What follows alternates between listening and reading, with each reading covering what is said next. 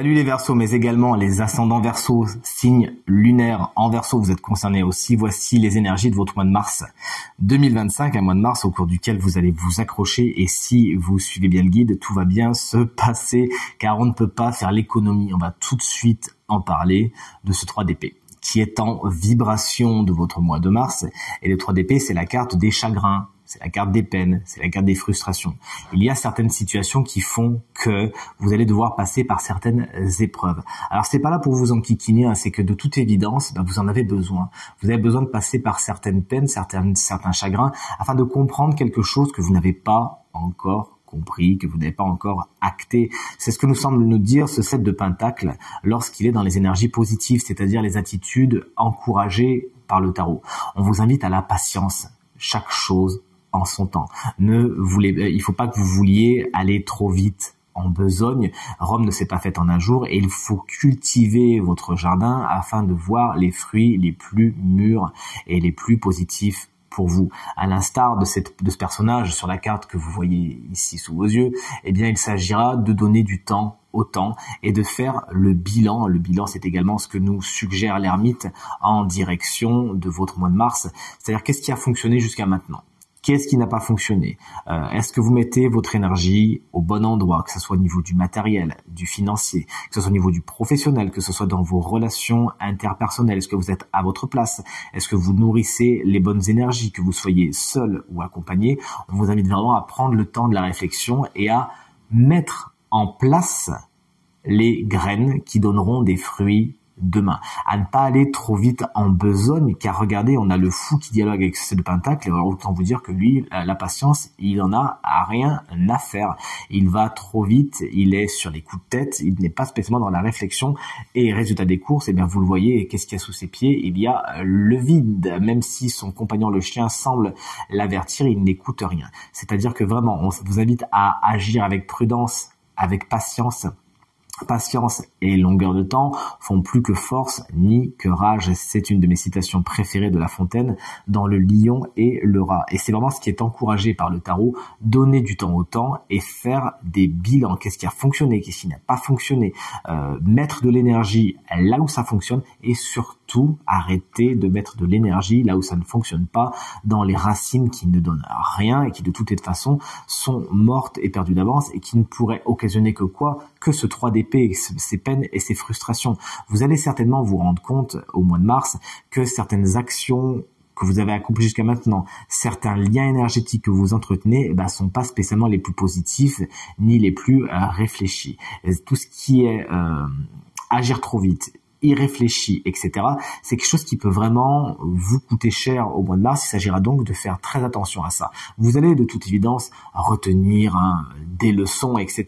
Mais c'est vrai qu'on ne peut pas faire l'économie, quand on voit le 3 d'épée et le fou ici, de déboires psychologiques. Il y a certainement des choses qui peuvent vous prendre la tête et un petit peu vous brasser au mois de mars, donc vraiment, plus que jamais, suivez les conseils du 7 de Pentacle et soyez plutôt dans la réflexion et l'auto-analyse au mois de mars. C'est vraiment ce qui vous est suggéré, ce qui vous fera le plus de bien, ce qui vous amènera vraiment vers ce qu'on appelle la lumière. Donc, à bas les coups de tête, les personnes aussi qui pourraient vous entraîner sur des rives qui sont pas bonnes pour vous, et vous le savez, des personnes qui vont trop vite, qui sont trop impulsives, et qui en fin de compte vont plus vous tirer sur la mauvaise pente qu'autre chose.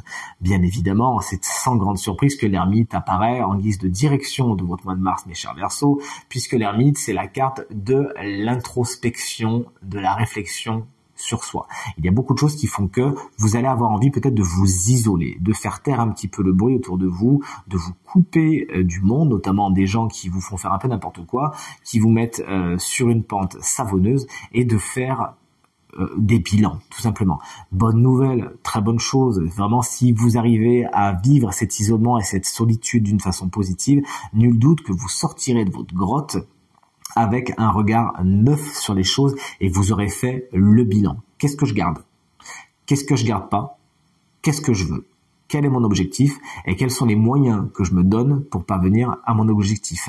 Bonne nouvelle, car l'ermite, c'est une super carte pour ça, qui va vous aider à regarder au fond de vous et à voir ce que j'appelle le cœur noir, à savoir quels sont les domaines au fond de vous, de votre cœur, qui sont pas bons, qui sont un petit peu, quels sont les monstres qui sont dans le placard. Et bien là, vous ouvrez le placard, vous sortez, vous soulevez le tapis, vous voyez la poussière qu'il y a dessous, et vous arrêtez de l'ignorer, vous vous dites, ok, d'accord, ce qui est sombre en moi maintenant, je vais y mettre la lumière de cette ermite justement, pour comprendre, transmuter, aller vers un allègement et surtout vers une meilleure compréhension de vous qui vous fera beaucoup de bien.